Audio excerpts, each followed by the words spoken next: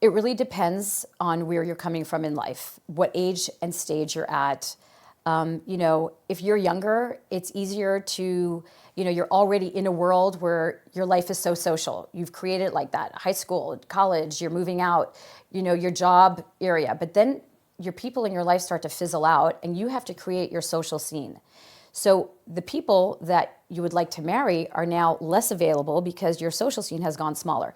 So really, one way to really do this is to, what I call a soft launch. Call your friends and family, put out a little WhatsApp, put a picture with it and say, cousin Hindel, she's actually ready to date for marriage. She's not looking for you to find her a boyfriend. She's looking for marriage. Do you have any friends or relatives that you think might be a good match for her? Because again, you're not looking for a boyfriend or a girlfriend when you're looking to get married. You are looking for a husband. Like, I actually would love to make t-shirts that say wife material, husband material. And when you date, wear that t-shirt because that should be front and center when you're sitting across from someone. Otherwise, why are you dating? Go to a bar, have fun, pick up the girl that's pretty and cute and fun, and then, okay, see if she can be your girlfriend. But when you're looking for a meaningful marriage that includes a beautiful life ahead of you, you're looking for your wife. You're looking for your husband. Make it count. Make it purposeful. Otherwise, what are you doing? Go and hang out. The shuk is so much fun. There's millions of people. And they're all nice. People are nice. People are great. Most people are awesome. So, but what is that person for me? So when you do that soft launch, you want to write, this is what I'm doing. This is what I'm interested. You're not going to write your 10 non-negotiables. I hate the term non-negotiables. You don't have 10 non-negotiables. You could choose one, and I'm being generous.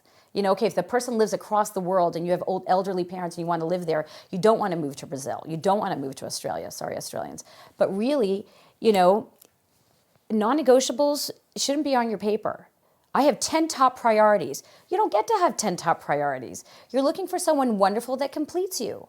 So when you do the soft launch, don't go and give the list of the things you don't want, the things you do want.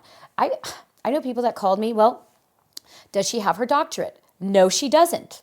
But she has her whole life ahead of her, and maybe after she's having, 5 or 10 kids, if that's what she wants first, she'll go and get it. But really, are we marrying her for her brains? Go find someone to learn with. So narrow it down to what is important, what am I looking for? Generosity, respect, kindness, someone who's going to be motivated to make our family a beautiful home, someone to be responsible, someone I can lean on. Like, bring it down to the basics. Don't be embarrassed. Wear that t-shirt, wife material. I just spoke to a guy last night. I just coached him. He told me he's getting engaged to another Australian. And when he was at my table, not so long ago, a couple years back, I said to him, I know amazing Australian girls. And he's like, oh no, I'm never going to marry an Australian. I'm like, you come from there. You love your hometown. Why wouldn't you? Nah, it's too much. It's different. I know those people. You don't know everybody there. So you make this non-negotiable and you cut out half the hemisphere. And why? Because of an idea, a belief that you had that you can't break? Most of our beliefs are like, take a step back. Let me analyze that belief. Let me break it down. Is it truly a belief? Do I need to stick with that? That's silly. That's my ego talking before my brains. I can remove that. So how many non-negotiables can we break down? So yes, priorities are important, but how many people do we know are making millions today and they never went to school? Oh, did you need him to have a doctorate? Aren't you happy now that he just made it big in Amazon? So imagine if you limited him because he didn't go to school the way you thought he should, because your families are intellectual. What you have to do really is go back to, do I really want to get married? And when you're honest with yourself and you're altruistic, it's, what do I want to get married for? Is it to fulfill my ego? Is it to have arm candy? Is it to fulfill this idea that I want to create a family? Well, what about me and him? What are we doing together? Why do I want a him in my life? And so I really have to go back to the basics. What do I want of the person? Because what do I want from us? Because it's not just a singular choice. I know it's a selfish time when we're dating and it really is about me, but it's actually about me. It's about you making a space for me. Am I good for you? Let's not forget to ask that counterintuitive question, because you and I need to work as a team so that we can be the ultimate beautiful couple that Hashem wanted us to be. If we lose sight of Hashem in it, how about the t-shirt, wife material sponsored by God? Like, keep Hashem in the equation, because otherwise, really, what are we doing here? How many people are not mentally balanced because they don't find happiness? When do you find happiness? When you realize that there's meaning in life. So that meaning is when you and I find each other and we create a dynamic, which is constantly changing because that's dynamics. When we create a dynamic that is beautiful, respectful, and have the same values going in the same way. Yes, we have to really enjoy each other, be compatible, make each other laugh, but he doesn't have to be the comedian. He doesn't have to be the funniest guy. You have to be comfortable with yourself around him. How beautiful is that? How comfortable is that? And how exciting is that? Recently, it came to my attention that some people don't think they deserve to be happy. And that might be a revolution.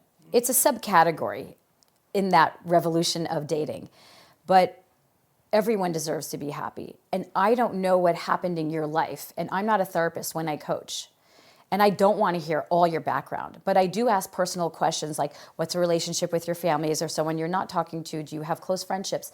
Did you have money growing up? Because why is all this about money now? And so you have to figure, you don't need to dump the guy because, he wants to have his own account and he wants to move you to Timbuktu so you could have, your 5-bedroom house with a lawn, but no friends because you're in Timbuktu. So you have to figure out, where's this coming from?